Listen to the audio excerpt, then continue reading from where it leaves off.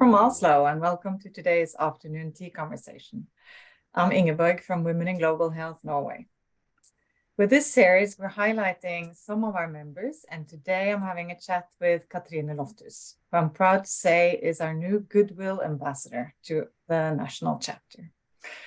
Cathrine is the Secretary General of the Ministry of Health and Care Services. Her CV is extremely impressive. Very shortly, I can mention she's a medical doctor by training, PhD from the University of Oslo. She has led departments and projects at various hospitals. She's been the CEO of Southern and Eastern Norway Regional Health Authority. She's taught students, and now she is the highest permanent official at the ministry. So welcome, Cathrine. It's really great to see you here today. Oh, thank you for being invited. It's really a pleasure for me to be here and to talk about talk about important topics like women's health in a global perspective. So my pleasure.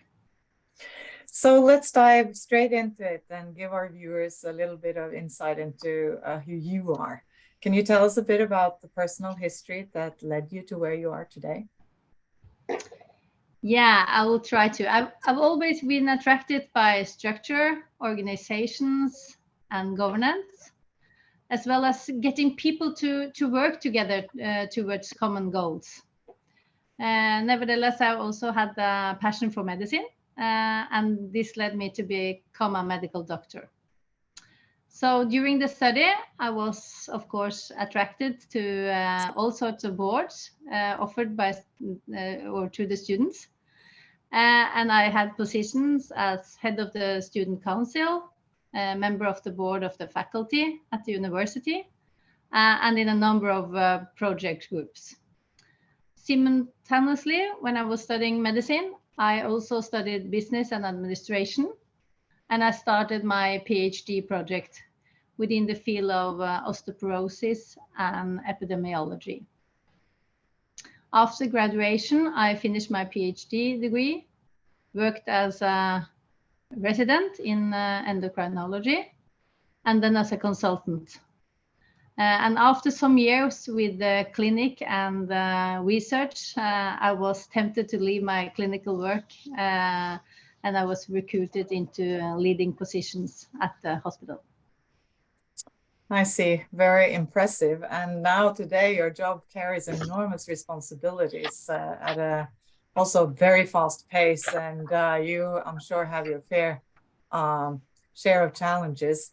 What inspires you as a leader, and how would you advise especially leaders in healthcare in Norway on how to tackle their challenges and not to lose motivation to lead? Yeah, as mentioned, I'm really motivated by getting people to work together towards common goals. And then I think communication is essential. And you have to talk and elaborate on the problems to be solved and define what to achieve. That's important. And furthermore, I think you have to be honest about priorities and emphasize the limits, because it's always limits. And we have to use our resources in the best way. And I think one of the major constraints in the health services today around the whole world is lack of healthcare workers. So campaigns like Choosing Wisely is in this respect important.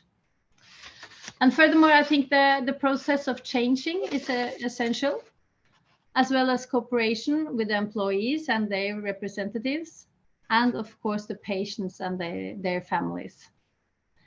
And then I'm so easy to engage, and I'm passionate about strengthening the health system with equal access to everybody and with a high quality.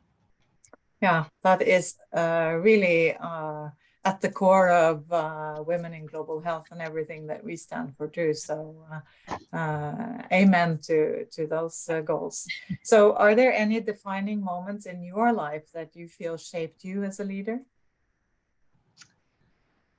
I was I was picked up as a young doctor by an experienced mentor after a short project engagement. And the project was about the organization of a new clinic. And that was my starting point. But I think I also want to talk about my father, because he taught me that you have to believe in yourself. And he taught me that women can do exactly the same as men. So consequently, I've said yes to new challenges and new offers that has passed my way. So I think that's important as well. So as you know, we're very privileged as women professionals in Norway, and gender equity has come a very far way. But this is not the case in other countries. You've achieved a lot, both in your own right and in the Norwegian context. What would your advice be to women in other parts of the world, and how would you see yourself supporting them? Yeah, I think climate change, COVID-19 and conflict will continue to challenge the strength of our health systems, their resilience. And therefore, I think we must strive to improve the health of our population, as well as be prepared for the unexpected. And there are many lessons learned from the pandemic. And besides reminding us of our interconnectedness, the only way forward is through strong partnership and collaborations, both within and across countries. And one of the pledges the world had made with the SDGs and the Agenda 2030 is to leave no one behind. And in Norway, as you mentioned, we are privileged and have come a long way, both with the progress towards the SDGs and gender equity. However, this is not the case globally, and therefore we must work towards leaving anyone behind, not leaving anyone behind, particularly our sisters in other parts of the world. And to use one concrete example, Norway and Nepal have had a long-standing relationship spanning several decades, covering several sectors. And therefore, it is important for me to support the women in Nepal who must not be left behind. And for this to happen, the Norwegian government's support to the government of Nepal, for example, in health and education, has been very important. So when people are able to make use of their potential and are healthy, entire communities and nations thrive. Indeed, the whole world benefits. Exactly.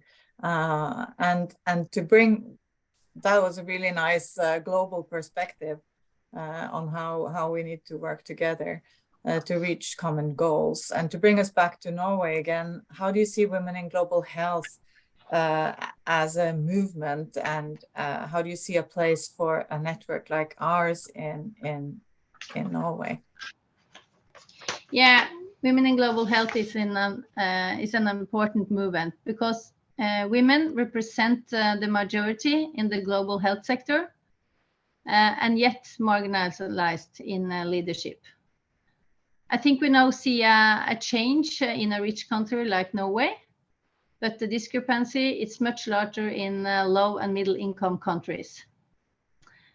So I believe in leadership by example, and that's why it's important for women to show other women that it is possible to have a career and to have a family life at the same time.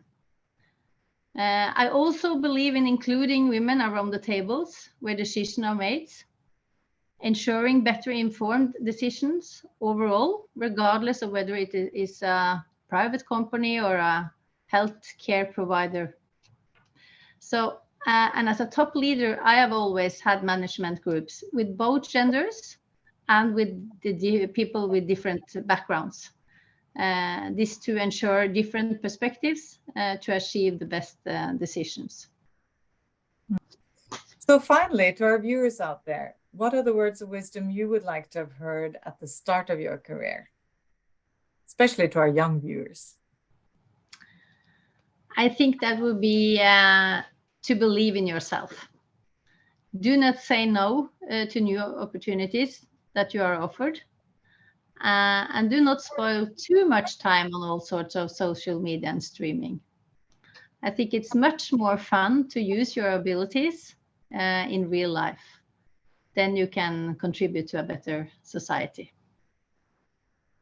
And on that very inspiring note, I think we will thank you, Cathrine, for sharing your story and your reflections with us today.